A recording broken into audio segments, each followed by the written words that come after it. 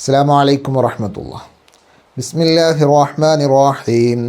ورأت أمه آمنة رضي الله عنها حين حملت به ملائكة السماء مددا.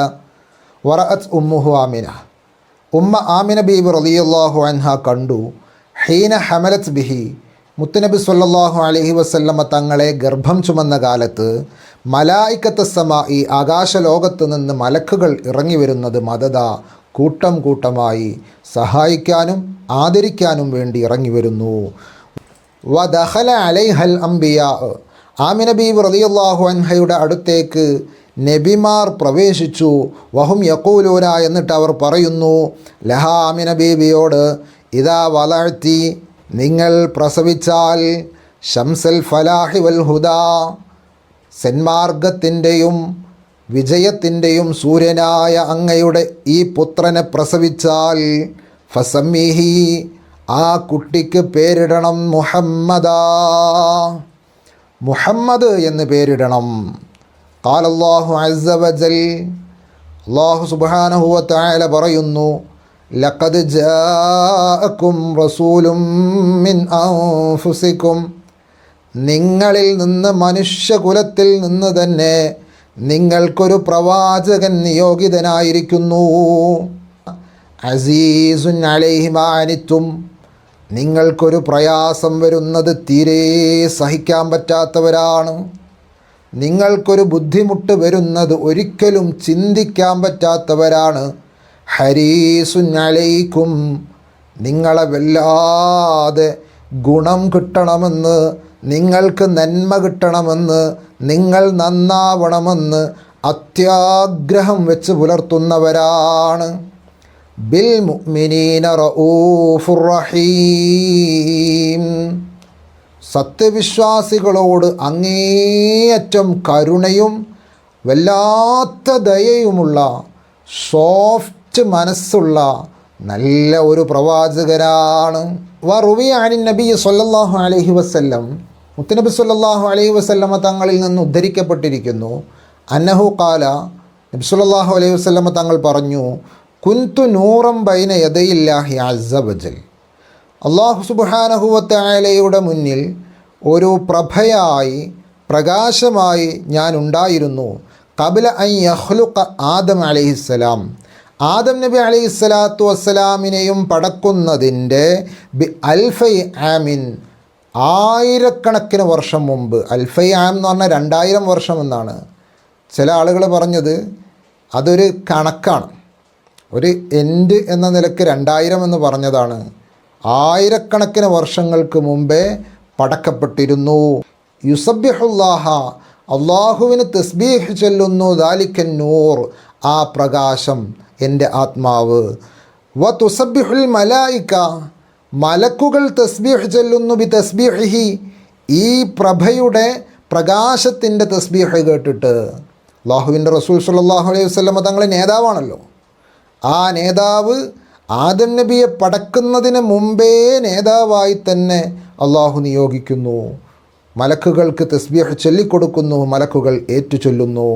ഫലമ്മാ ഖലഖല്ലാഹു തആല ആദം, ആദം നബി അലൈഹിസ്സലാമിനെ അള്ളാഹു പടച്ചപ്പോൾ, അൽഖാ ദാലിക്കൻ നൂർ, എൻ്റെ ആ പ്രഭയെ, എൻ്റെ ആത്മാവിനെ നിക്ഷേപിച്ചു. ഫീ തീനതിഹി, അവിടത്തെ പടക്കാൻ വേണ്ടി അള്ളാഹു ഉദ്ദേശിച്ച ആ മണ്ണിലേക്ക്.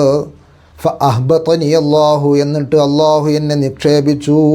ഫീ സുൽബി ആദം, ആദം നബി അലൈഹിസ്സലാമിൻ്റെ മുതുകിലൂടെ ഇലൽ അർളി, ഭൂമിയിലേക്ക്. വജഅലനി, അള്ളാഹു എന്നെ ആക്കി. ഫിസ് സഫീനത്തി, കപ്പലിൽ. ഫീ സുൽബി നൂഹിൻ അലൈഹിസ്സലാം, നൂഹ് നബി അലൈഹിസ്സലാത്തു വസ്സലാമിൻ്റെ മുതുകിലായിട്ട്. നൂഹ് നബി അലൈഹിസ്സലാമിൻ്റെ കപ്പലിൽ, നൂഹ് നബി അലൈഹിസ്സലാമിൻ്റെ മുതുകിൽ മുത്തുനബി സല്ലല്ലാഹു അലൈഹി വസല്ലമ ഉണ്ടായിരുന്നു. വജഅലനി, എന്നെ ആക്കി. ഫീ സുൽബിൽ ഖലീൽ ഇബ്രാഹിം അലൈഹിസ്സലാം, ഇബ്രാഹിം നബി അലൈഹിസ്സലാത്തു വസ്സലാമിൻ്റെ മുതുകിലൂടെ. ഹീന ഖുദിഫ ബിഹി ഫിന്നാർ, ഇബ്രാഹിം നബി അലൈഹിസ്സലാത്തു വസ്സലാമിനെ തീയിൽ എറിയപ്പെട്ട സമയത്ത്.